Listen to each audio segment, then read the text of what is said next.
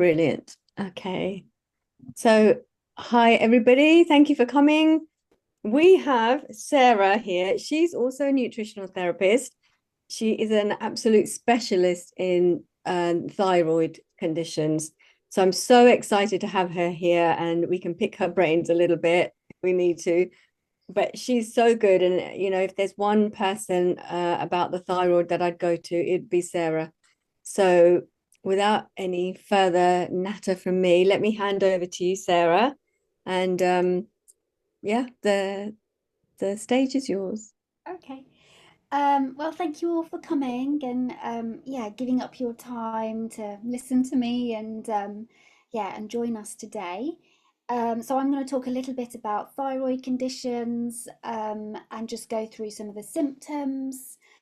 I've got a little list here. I'm going to go through some of the symptoms. I'm going to talk about which labs you can get to test your thyroid function from your doctor. And then just go through a little bit about how to read your thyroid labs because the doctor's not going to explain that to you, and I see it a lot in some Facebook groups. People struggle to really read and understand them, but also I work with functional and more optimal ranges, which the GP doesn't. They have very wide ranges, and this is because they work on a population level. So what they do is they say, what range is 90% of the population working in, and then they call that healthy, and actually it's even 95%. So they only assume about 5% of the population to be unhealthy. Well, they're not really, 95% of the population is, sorry to say, not healthy. So the ranges that you're going to see at the GP is not going to be optimal, and it's not going to help you really. So anyway, I'm going to help you read them and understand them, so that if you do decide to get your thyroid tested, you'll feel empowered to read your own results and know when to push for help really, and then you can decide either to carry on with the GP or an endocrinologist, or to go down the diet and lifestyle route. And I'm assuming, because you're in Jay's group, you're already really interested in diet and lifestyle and doing things more naturally, so that's also great to hear. And then I am going to go through just talk about the systems that are affected, and yeah, the systems and the organs in the body that are affected. And then we can just talk a little bit about how to really work with your doctor and to get what you need from them. And then I'll just tell you a little bit about, I have a free guide that I can give out if you're interested. So if you are interested in that, to just give you that empowerment to just look after your health from now, even if you don't have a thyroid condition. I mean, yeah, your GP may be saying everything's fine. So this, we're hopefully going to go through things today to really empower you, and then you can look after your health and now and into the future. So and for that guide, I just need your email address, and then I can send that over. So first of all, I thought that I might just explain a little bit. There are different types of conditions, and we have, overactive thyroid, and we have an underactive thyroid. And there are actually two types of underactive thyroid. One which is actually a thyroid condition, and then the other one is actually an immune system issue. So the thyroid condition, where your thyroid is unable to produce the thyroid hormones required for bodily function, that is called underactive thyroid or hypothyroidism. If you have an immune system problem, where the immune system is mistakenly attacking your thyroid tissue, which then that causes the inability for your thyroid to produce that thyroid hormone, and that's an autoimmune condition, and we call that Hashimoto's thyroiditis or autoimmune thyroiditis. So first up, when you are getting your thyroid tested, it's really important to ask your doctor to also test your thyroid antibodies, because they can show up before your other thyroid results are going out of balance. So when the body, and I don't like to call it a mistake, because I don't really think it is a mistake. You know, your body is actually attacking that tissue for lots of different reasons. Um, so yeah, but it's not, your body is not supposed to attack what we call self tissue. So and when you're, I've forgotten what I was saying now. Forgotten what I was saying. So yeah, when your body is attacking your thyroid, it is destroying your thyroid cells, and that prevents you from producing your thyroid hormones. But what can also happen with this condition is when those thyroid cells are attacked, they get broken open and destroyed. And what happens is that you can actually have excess thyroid hormone spill out. So when people are undergoing through a flare or an attack on their thyroid, they can often feel quite good because they've got this excess release of thyroid hormones spilling out into the bloodstream. Some people can go hyper, and people with hypothyroidism, this is why sometimes it can be a bit confusing, because you can actually swing from hypo to hyperthyroidism, but it's still hypothyroidism because there is that immune attack on the thyroid and you're having that excess hormone. So it can be a little bit confusing when you're trying to decipher the symptoms and work things out. So I should probably just say that I have the autoimmune version of hypothyroidism, and actually 90% or more of people also have the autoimmune version. So it's actually quite rare to have the thyroid issue of hypothyroidism, where your body doesn't really have the nutrients it needs to produce those thyroid hormones. And so again, I would say if you're going to get your thyroid tested, it's really important to ask your doctor to test the antibodies, because 90% of people are actually autoimmune, and that's the most common form of hypothyroidism. And as I said, these antibodies will show up first, and then what will happen is that your body is going to start to try and compensate and keep everything in balance. And so this is what happens when people go to the doctors and they see that their thyroid levels are normal. And sometimes you might have loads of thyroid symptoms. Your doctor will measure your thyroid labs and they'll say, well, everything's normal, everything's fine, so you're fine. And people get sent away and they think it's all in their head and they don't understand, like, why isn't it showing up? Well, the thing is, it is showing up, but it's showing up as your thyroid antibodies first, and then it takes quite a long time until the body just can't manage anymore, and the disease has progressed, and you're having more attack on your thyroid, and your body's amazing. It's always just trying to keep things going, but eventually it will hit that point where it can't go anymore, and what you'll start to see. So we have the thyroid labs, if you want to maybe write this down or listen to the replay. So some of the important thyroid labs that you would want to get tested is TSH, which is thyroid stimulating hormone. And I like to sort of explain that as the knock on the thyroid door. So this knock or signal is coming up from the hypothalamus, and it's coming down and it's essentially knocking on the door saying, please produce thyroid hormones. So it's thyroid stimulating hormone. It's stimulating the thyroid to produce thyroid hormones. And then what happens, your thyroid, which is like a little butterfly shaped organ, it releases 80% T4 and 20% T3. And the T4 is the inactive thyroid hormone, and the T3 is the active thyroid hormone. Now, the body deals with it sort of maintains the body by keeping most of your thyroid hormone as T4, which is inactive.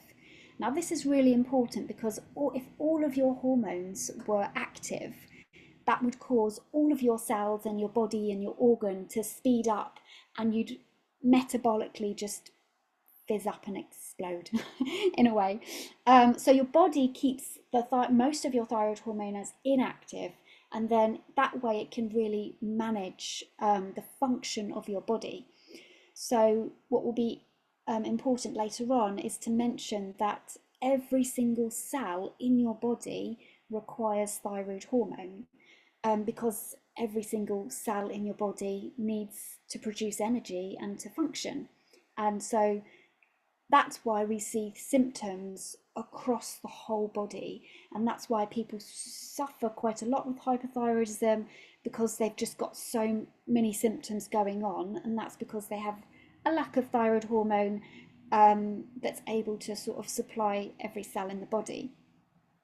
So what happens is you've got this inactive thyroid hormone traveling around the body, and then it gets activated into active thyroid hormone into several sites across the body, and that's the brain, the liver, the kidneys, and the gut mostly. And the T4 will be converted into T3, and that's when it will be active, and it will be taken up by your cells and used to metabolically function, and produce energy and so on. So that's really important. And if for any reason, if you become really stressed, or you become unwell, or you're having severe calorie restriction, the body will need to slow itself down, because it either needs to go into a healing phase, or you don't have the energy that you need to function, or you're in, fight and flight, and you've got like chronic stress. So what will then happen is that your body can also transform that thyroid hormone back into an inactive form, but it gets converted into what we call reverse T3. This is turning into a bit of a lecture, so tell me if this is a bit overwhelming. I realise I'm going into quite a lot of detail here, so just give me a wave if you're like, whoa, I think it's stop. brilliant. I don't know about you guys. Is it too much? Is it I think okay? I think it's fine. I think it's really Okay. good. Yeah. Okay, great. So, if your body needs to slow down in order to heal or to fight an infection, your body will convert this thyroid back into an inactive form, and it will go into what we call reverse T3. And not many people get that tested. Um, so, so when you do have hypothyroidism, what will happen is that your GP will give you a replacement thyroid hormone, and they will be giving you T4, which is the inactive form. And I agree with that. They should be doing that because, again, as I said, we don't want to flood the body with T3. That's too much, and your body will speed up effectively. And actually, that's why hyperthyroidism is more dangerous than hypothyroidism, because if you have too much thyroid hormone, you literally can speed up, and if it's too much, you can die. So that is way more dangerous than hypo. Like hypo is just going to slow you right down. So they give you the synthetic form of T4, and then they just expect your body to convert the T4 to T3. And this is often a big key mistake, because they expect it to automatically happen, and it just doesn't automatically happen, which is why some people might be put on, thyroid hormone replacement, and then they say, I don't feel any better, I still have symptoms. But then the thyroid hormone is circulating, it will be impacting your TSH and your T4 levels, and the doctor will say, but you're all in range, you're fine, this is all in your head, go away. And then that's where people start to get really frustrated, because they're and I'll start to go through some of the symptoms. So if you think about your body slowing down, you're going to start experiencing extreme fatigue and tiredness.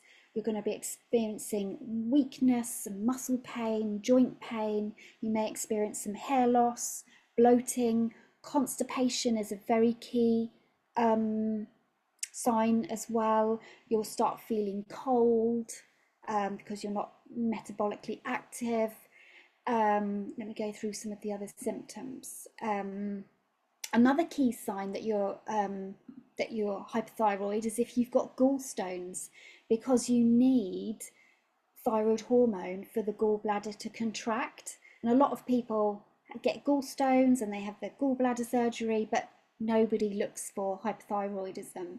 But to me, that's a key clue. So yes, as I said, bloating, constipation, like a sense of fullness after eating, lack of appetite, a lack of stamina, an inability to recover after exercise, an inability to stand on your feet for long periods, feeling weak, run down, sluggish, excessive weight gain, obesity, and also an inability to lose weight as well, and metabolic syndrome. There will be poor liver function, poor bile flow. You may see high cholesterol, that could be an indicator, low vitamin A and D, and an intolerance to fatty foods.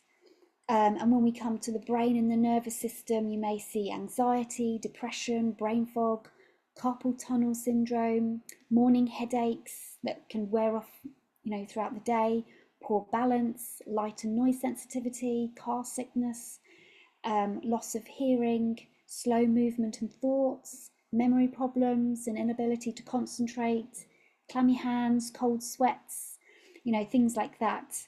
And that's also because thyroid antibodies can actually also attack the cerebellum in the brain. Now, the cerebellum in the brain controls things like your balance, motion sickness, light and noise sensitivity. So I had all of those issues. So I have this clue that potentially the thyroid antibodies are attacking my cerebellum as well. And then if we move down, it may cause infertility, miscarriage, erectile dysfunction in men, irregular cycles, heavy periods. That's a really good clue as well. Poor fetal development, loss of sex drive, an impaired FSH release, which is follicle stimulating hormone, which you may have heard about, in terms of fertility and getting pregnant, painful periods or lack of periods. With the pancreas, we see blood sugar imbalances. Type 1 diabetes is actually also another clue. That's another autoimmune condition, but people with type 1 diabetes can also have thyroid issues, insulin resistance, low blood sugar, and poor insulin response. In your muscles, a clue is like droopy eyelids, because the muscles, you haven't got enough thyroid hormone to lift those muscles, muscle aches and pains and weakness, muscle cramps, muscle pain, poor muscle endurance. I probably won't go on and on, but it does affect all systems of the body.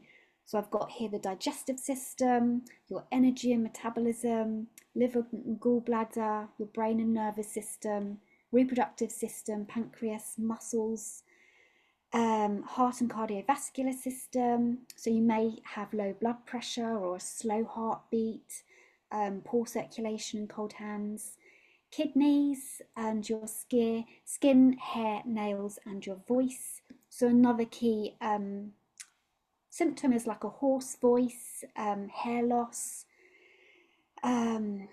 urinary tract infections, brittle nails, a puffy face, anemia, dry skin, joint pain. It just goes on, and you can see why. It's because everything needs thyroid hormone. So that's quite a lot to go through there. Yes. So just a reminder of the labs that I would advise that you get with your doctor. They're not going to test absolutely everything, but the ones you could get from your doctor would be the thyroid stimulating hormone, which is TSH. I would ask for free T4 because your T4 is bound to a protein in the blood, and then when it's sort of released, it's then released in the blood to then be, converted. So we tend to measure free T4. You can ask for free T3, but they're unlikely to test that, especially initially. They probably won't test that. And then I would ask for anti-TPO. You could ask for anti-TG, which is another kind of antibody, but the NHS are cutting down. So I think the best that you can ask for, and to get the doctors to be okay, is to ask for TSH, free T4, and anti-TPO. I think that's a good basic start. You may also want to ask for your ferritin, which is the storage form of iron, because we need iron to produce thyroid hormone. Vitamin D, because it's an anti-inflammatory hormone that's, it can actually prevent autoimmune disease. So if your vitamin D is low, then it just puts you at a higher risk of autoimmunity. I would also ask for B12 and folate, and you could also ask for CRP, which is an inflammation marker. Obviously, there's lots and lots of markers, but I'm being realistic here of what the doctor's going to accept. You could also ask for a lipid profile, which will look at your cholesterol. I think that's a really good start. So just let that sink in for a little bit, and then we will move on to how to read your thyroid labs. So I'll get this up. I'm going quite fast actually, but maybe this will take up quite a bit of time. So your TSH, which is your thyroid stimulating hormone, your doctor will see this as the most important marker, and they may even only test this, but hopefully you have a better GP than that and they will do the others. Sarah, are you sharing screen? No, but I can Oh, do. no. I thought you were, and I was going to say we can't see it, but if you're not, that's fine. No, I'm not, but I can. No, I've got. Okay, all right then. that's fine. But if you need me to slow down, just put your hand up and I can slow down. Okay. So thyroid stimulating hormone, again, that's the knock on the door to produce thyroid hormones. The doctor will prioritize this over everything. However, I do want to remind you that this is not the whole picture, but it will go out of range when you have a substantial, when you have hypothyroidism and, the condition has really developed. It can still be in range when you have hypothyroidism, and that's because your body is still just trying to keep everything under control. And it can sort of just do this louder knock. So what we don't want to see is your TSH going really high, and that really indicates like a really loud knock on the door saying produce thyroid hormone. So the doctor's range will be sort of between 0.5 to 4 or 5, and that's where what they might see in 95% of the population. However, if you've got a good GP, they will hopefully be looking at numbers below that. Some doctors, they're not even going to take you seriously until your TSH is 8 or 9 or even above that. By that point, you will be experiencing significant symptoms. And unfortunately, when I got mine tested, mine was 16, and the doctor said, "Oh, everyone's a little bit abnormal, you're fine." And then 3 weeks later, it was 79, and I was really unwell. And then he felt really bad. So then they decided to run everything, but you shouldn't be letting your, really anything above 3 is subclinical. But to be honest, I would say anything above To be honest, we want your TSH to be below 1.6, and they're the most recent guidelines. We want it to be below 1.6, and if it's above that, then your thyroid is getting a little bit sluggish. Over 2, we're looking at subclinical, and over 3 is definitely subclinical, and above that, I would say, is hypothyroidism. If your TSH is above 2, your thyroid's starting to struggle already. So the doctor won't see it as a struggle. They'll just say, "How do you feel?" Like they won't medicate you at that point. So depending on what sort of markers you can get out of them, I would be pushing them for thyroid antibodies if they're not really taking you very seriously. But if your TSH is under 1.6, then I would say that that's good, and you should be feeling good and well. And if you have other symptoms that I've mentioned today, you might want to think about potential other causes. So let me just have a look. So low levels, really low levels, could suggest either hyperthyroidism, which is a different condition where you're hyperthyroid, you're producing you're producing too much thyroid hormones. That is also likely to be either autoimmune, and that's called Graves' disease, or it could be the result of a nodule, and what can cause this is estrogen dominance, which can estrogen causes things to grow, and it can cause nodules and growths or benign tumors, and when you've got that extra growth, you can start producing too many thyroid hormones. But often people will say, oh, your TSH is very low. They'll check to see whether you're hyperthyroid, but otherwise, generally, I think people tend to think, well, that's fine. But it can also be a sign of the end result of hyperthyroidism, i.e. thyroid burnout. And that's just where you just can't even produce TSH anymore. So it'll be low. But you'll see that everything else will be low as well. If you were hyperthyroid, then you'd have high levels of T4 and high levels of T3. If everything's low, then you're burning out, basically. And it could also be an indication of heavy metals, which would be important, especially if you're autoimmune. High levels, which is much more likely if you're hyperthyroid, when you're looking at above 3, 8, and beyond. That is a sign of hyperthyroidism and Hashimoto's. It could also be a sign that you have a liver or gallbladder issue.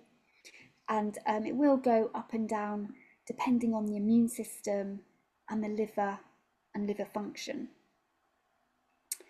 Okay. So free T4, so this is the inactive version of thyroid hormone, which the aim is to convert that into T3. And the standard range is between 9 and 23.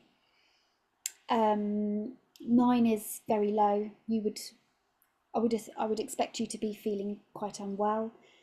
And in fact, I really want to see people's T4 level above 14, really 15 and above. So yeah, the end of the range is 23. But actually, what I've noticed with my clients is if you've got a T4 level of 21, 22, 23, that's actually really high, and that starts to indicate to me that you're not converting it to T3. So I actually find people who have got good levels of T3 have slightly lower levels of T4 around the 15, 16 mark, and that's because they're converting their hormones well. If you're up around 21, whether you're on thyroid hormone or not, I would suspect that you're not converting your hormones properly. But optimal is 15 to 22, but we want to make sure that your free T3 is at a good level. So if you've got low levels of T4, then that would be an indicator of hyperthyroidism. It also suggests that you need specific nutrients. in order to produce the thyroid hormone. And you may also want to investigate what we call halogens, which is like heavy metals. And if you've got high levels, you've either got hyperthyroidism, because it will be knocking on the thyroid and producing lots of thyroid hormone, but you may also want to consider your adrenals and your liver function. If you're struggling to write this all down, then you can, I will send you my guide, and I've got this all written down already. So if you want my free guide at the end, then just leave your email address with Jay and I'll send it over.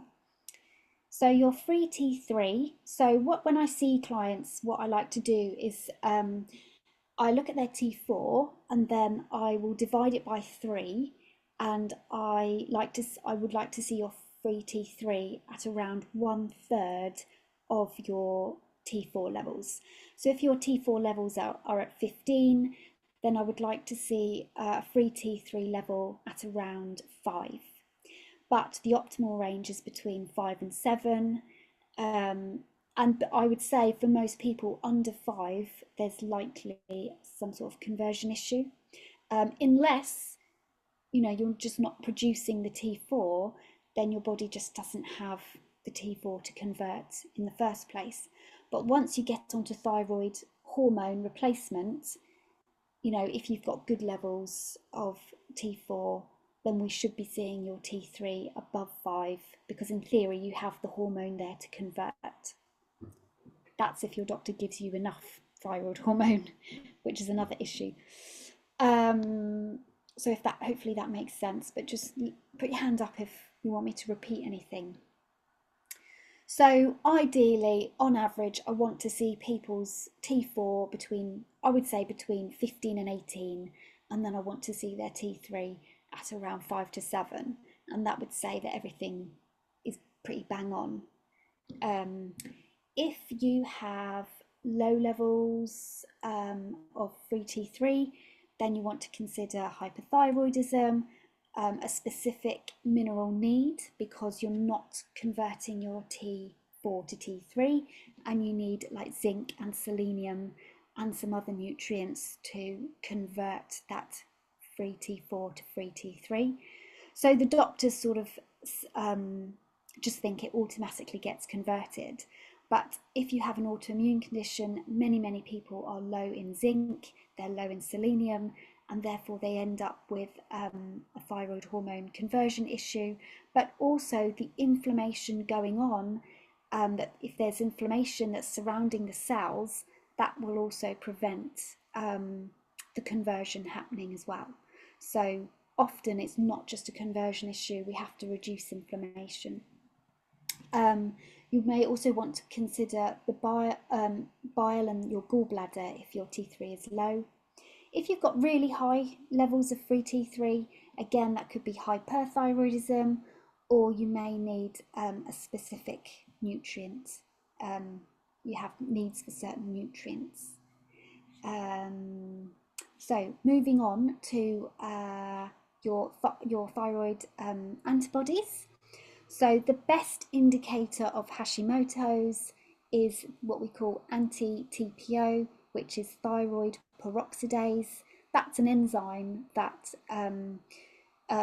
helps you produce the thyroid hormone. So what it is, this is an antibody that attacks the enzyme and stops your thyroid producing thyroid hormone.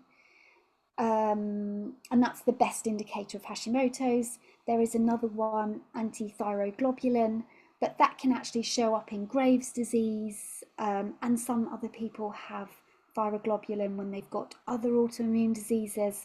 So it's not the best indicator of Hashimoto's itself. However, it's still an antibody, and it's still something that is important to look at.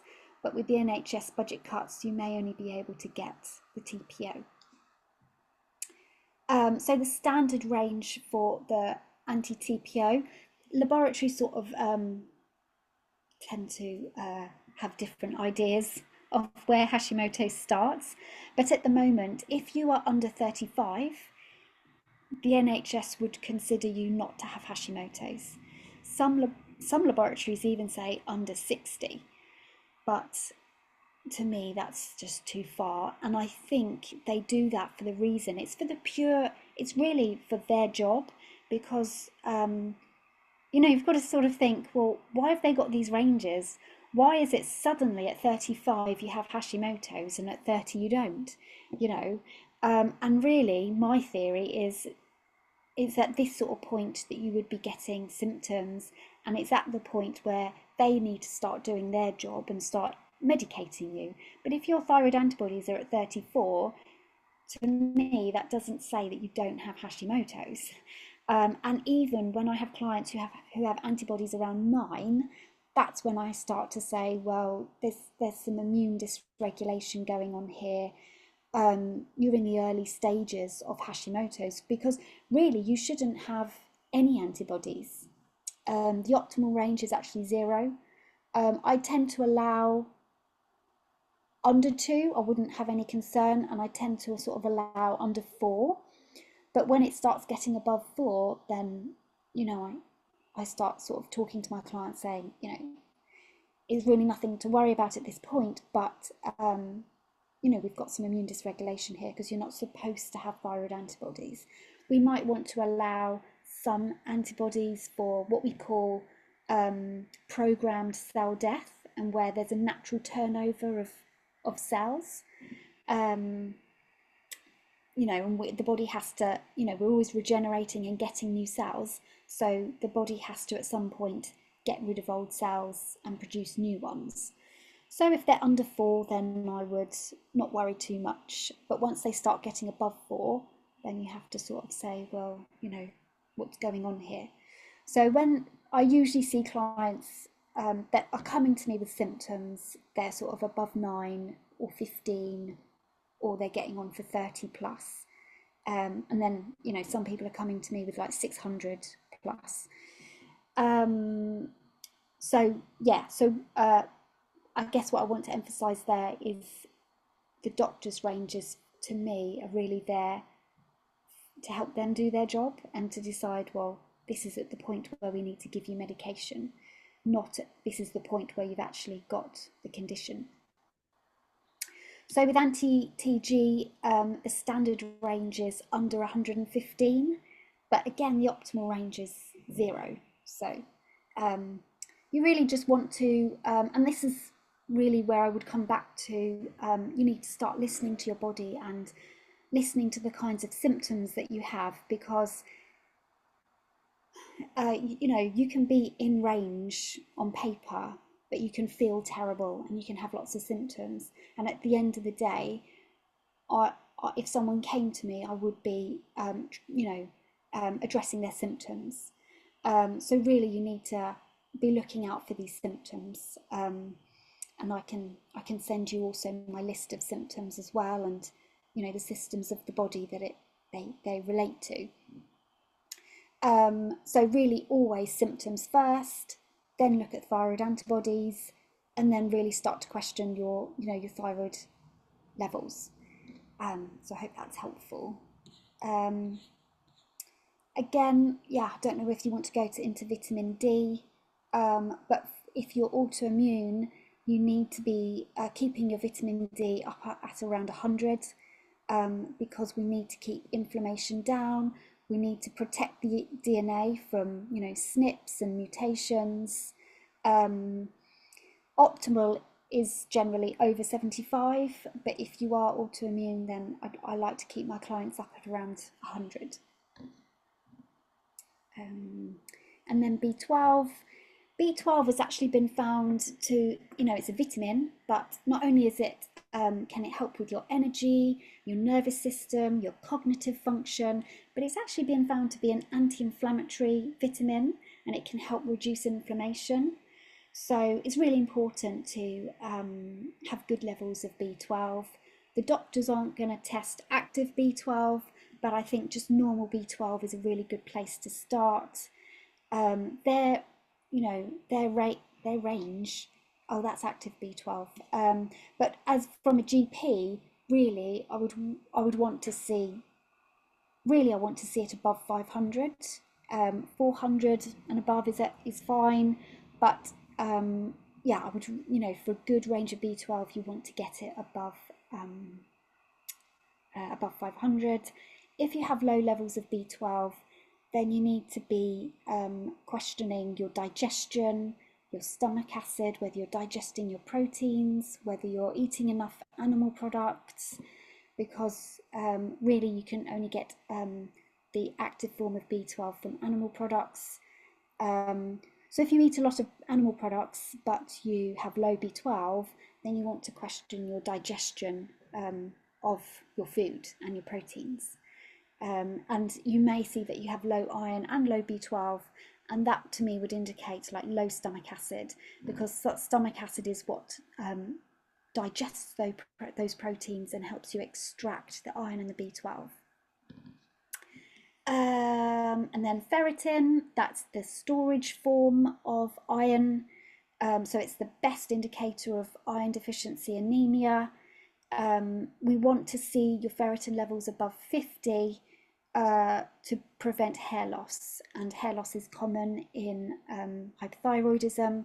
So if you're experiencing hair loss but your ferritin is above 50, then you know that potentially you've got a different cause of your hair loss. But if your ferritin is under 50 and you're losing your hair, that's a really good place to start, and it will mean that you're low in iron. The doctor is not going to, the doctor is unbelievable. I think my ferritin was around 9.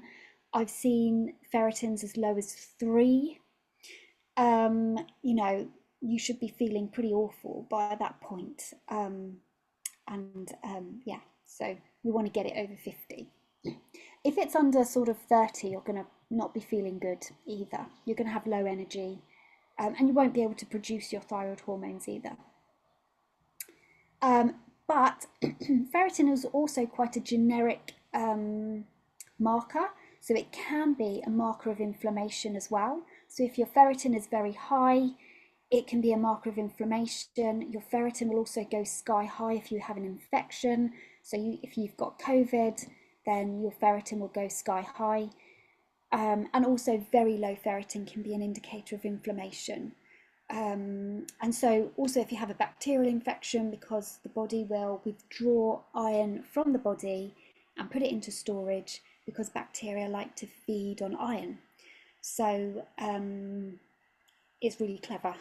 The body's really clever. So it will take iron out of the body, put it into storage so it won't feed a bacterial infection, and it will try and starve that bacterial infection. So yeah, ferritin, it can be quite general, but if your levels are sort of between 50 and 100, that's pretty good, and it's probably indicating your iron level, not inflammation. CRP is another marker of inflammation. The normal range is under 5, but to be honest, I see people with autoimmune conditions, and some people have less than 1. So I do think that you need to aim for a CRP lower than 2. And when I see people with a CRP of above 2, to me that's chronic low-grade inflammation. The doctor is not going to be concerned by that at all. They're looking for CRPs around 40 plus, and that's when they take that more seriously. But I still think your CRP should be pretty low. So that's that. I think maybe I'll just leave some time for questions, really. Yeah, I think I'll stop talking. So does anybody have any questions? I do. So I have an underactive thyroid, and I've had it for quite a number of years. If you're taking hormone replacement, like levothyroxine is what I'm taking, what do you expect the levels to be, in the T4 and the TSH? Well, so it depends how much you're being given, and sometimes people get started on 25, and that's quite new. Whereas when I got diagnosed, they were putting you straight onto 50 or 75. I'm on 50. Oh yeah, So it depends what your thyroid hormone levels are. And you know, it's all individual, but you would want to see your TSH under 1.6 or 1.6 and under. Your T4, I would want to see it at least 15. I would say between 15 and 18, because if you're getting above 18, that would tell me that you're potentially not converting it to T3, if it's getting really high. If it's above 23, then you're over medicated. So yeah, I would aim between, I think between 15 and 18 is a good level. And then your free T3, again, I would want to see that between 5 and 7. So if it's not hitting those numbers, then something needs to be done. Either you need to reduce inflammation, or you need to, you know, improve your nutrients. You know, maybe you need a medication increase. So yeah, it depends what your levels are really. And you also need to work. Have you had your thyroid antibodies tested? Yeah, Oh, okay. Do you know what they are? I do. That's what I've been looking at the app, the NHS app. So the TSH is 4.65. Yeah. So that's, I mean, that's to me that's hypothyroidism. Yeah, and that's too high, especially if you should be having more medication, really. Hmm. Because we also need thyroid hormones to regulate the immune system and regulate inflammation. So if we're not getting that TSH down, it just means that, yeah, I would say you're under medicated, and there's other things that you could be doing as well. Yeah. So do you know your thyroid antibodies? Have you had your anti-TPO? No, no, yeah, no, I haven't had any of those. So I think the next Yeah, step is to ask sorry, your, Rima, you have. Have I? Yeah, we tested for it. Oh, oh, It's, let me get that. what is it called again? What is the it's called anti-thyroid peroxidase, and on your form it'd probably be anti-TPO. hmm.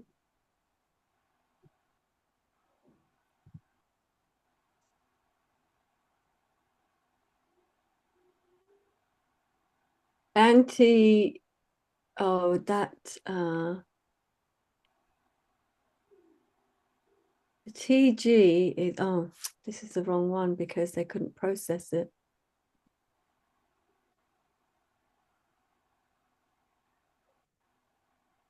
I'm Is a sure they did it T4. again. If you've got your TG, then I mean we can look at whether that's in Oh range. no, this will be the one.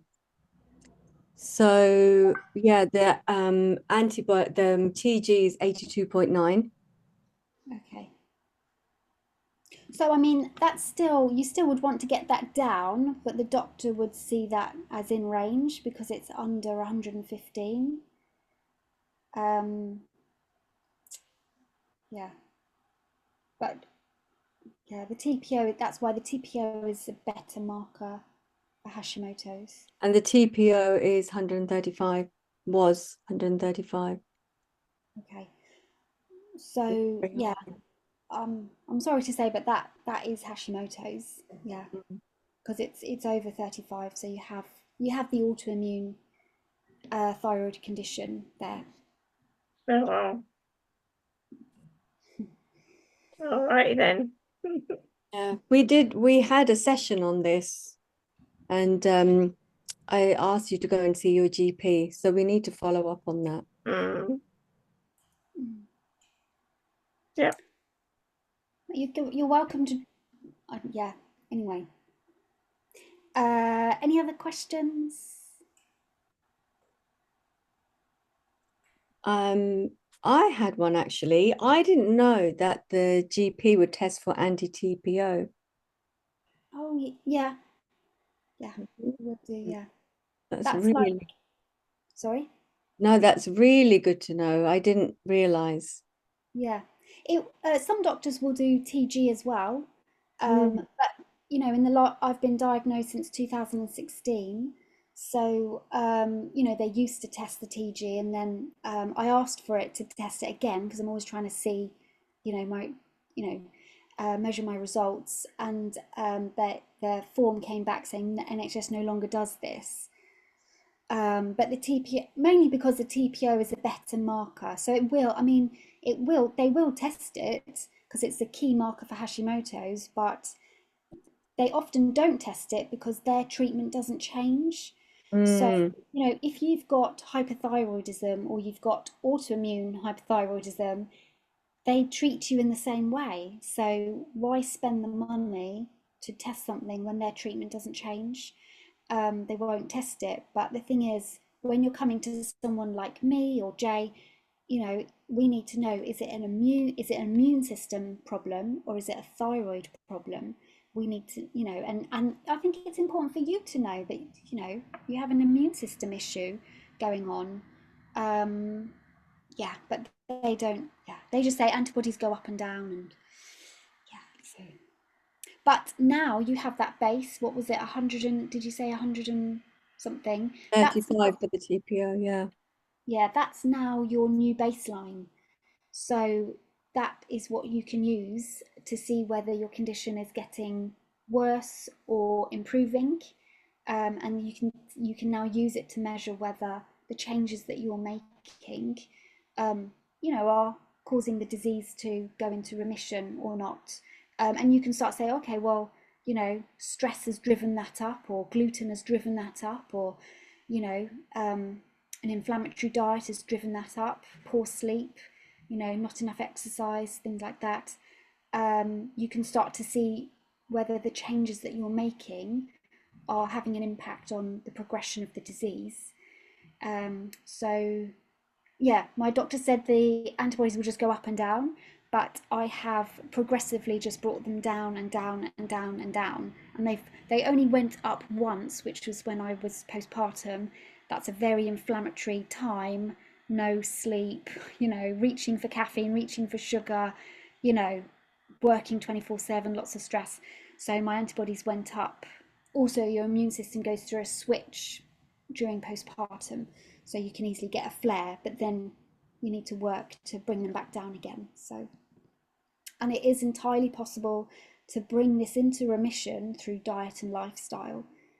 It's entirely, I've done it myself, so it's, my doctor, I had a stand-in doctor once who said, I'll buy you a drink if you manage to lower your thyroid antibodies. But sadly, he was just like a stand-in doctor. We even shook hands on it, and then I wanted to see him again, and he never came. He just never came back, and I was just like, damn it! I want to show this doctor that I've done it. But anyway, there we go. Any other questions? No. No, Was I've, that I've got helpful? I've Yeah. got one more about the B12 actually, because I recently learned that B12 ideally should even be above 900. Oh, really? Yeah. Hmm. I mean, yes. Yeah, definitely up around there would be Hmm. great. Um, yeah, I would say under 500, it's looking a bit low, and that would sort of indicate some issues. Um, but Because yeah, it's serum B12 as well, isn't it? Because we can't get the active B12 from the GP. yeah, yeah. You can get active B12 tested through like Medichecks, Mm. Thriver, or something like that. Um, That needs to be done. But I Okay. think like it just gives you an indicator from the GP anyway. I always try Yeah. to minimize costs. Yeah. So Do. if it's under 500, then I'm sort of thinking, well, probably do with a bit of supplementation, or question why. Why is it like this? Mm. Oh yeah, folate is another good one to get measured as well. Um, yeah, so anyway, so yeah, I specialize in Hashimoto's and other autoimmune conditions. My clinic is called Autoimmune Hub. I obviously don't want to tread on Jay's toes, but I do have a Hashimoto's group if you're interested in that. And if you want my guide, then I don't know, Jay, how you want to work it, but if you can pass their email addresses, then I will email the Yeah. guide over. If you give me your links and your Facebook group, I have your Facebook, but if you can just send it to me, then I can forward it to everybody, and then I'll ask for their permission and send you their email addresses after. Yeah. Okay, great. All right then. Well, yeah, hope you found that really useful. Sarah, that was amazing. That was it. I learned so much, which is really good. I really did. And it's just really good to like brush up on these skills for me too. So I thought it was But amazing. Well, I mean, Yeah. I could probably do with sitting in on a perimenopause talk, but actually on that note also is thyroid conditions are more prevalent in perimenopause, and that's often to do with the progesterone. I think it is because progesterone can support thyroid function, and as we're having decreased levels of, it's a bit of a vicious circle there. So as your progesterone decreases, your thyroid function will decrease. Um, so that's another little thing, but I'm not a hormone expert, so yeah, maybe I should get you in my Facebook group, Jay, to I do would it. love to. I'd love to. But that was really amazing. Oh, Really, really was. Thank you so much. Um, Anybody want to say anything else? I thought it was brilliant. I just want to say thank you. Yeah, I just thought it was really interesting as well. So, yeah, thank you. yeah, and even if you don't have hypothyroidism, yes, I just think it's still good to get your thyroid tested, Mm. and just to check to see where your levels are at, because I can imagine quite a lot of people might be subclinical, even if they're just sort of going through, a period of stress or something that can affect your thyroid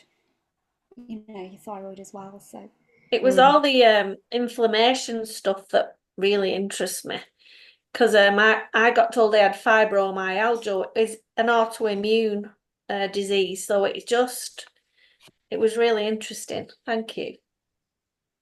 Oh, Sarah, you've muted yourself. No, you haven't. no, I Oh, haven't. now we can hear you. Okay. It might be because an email came through actually. I would actually get your thyroid tested then, because I see people coming to me saying I've got fibromyalgia and they don't. They have Hashimoto's. So because it's all the same symptoms. And the doctors don't join the dots. So definitely, in fact, I had a type 1 diabetic come to me and said, I've also got fibromyalgia. And I thought, I bet you don't. I bet you have Hashimoto's. And she came out with Hashimoto's. So definitely get your levels checked and tested. Okay, Uh, thank you. all right then. Well, I hope you have a lovely evening. And Thank you yeah, so much. get in touch if you want to. And yeah, glad you found that useful. It's Um, brilliant. Thank you so much for doing this in the summer holidays. Honestly, really, really appreciate that. all right. Yeah, I enjoyed it. Thank you. Thank So you, yeah, Sarah. lovely to meet you all. And Thanks so yeah, much. bye. Bye. Thanks Bye. a Thank lot. you. Bye.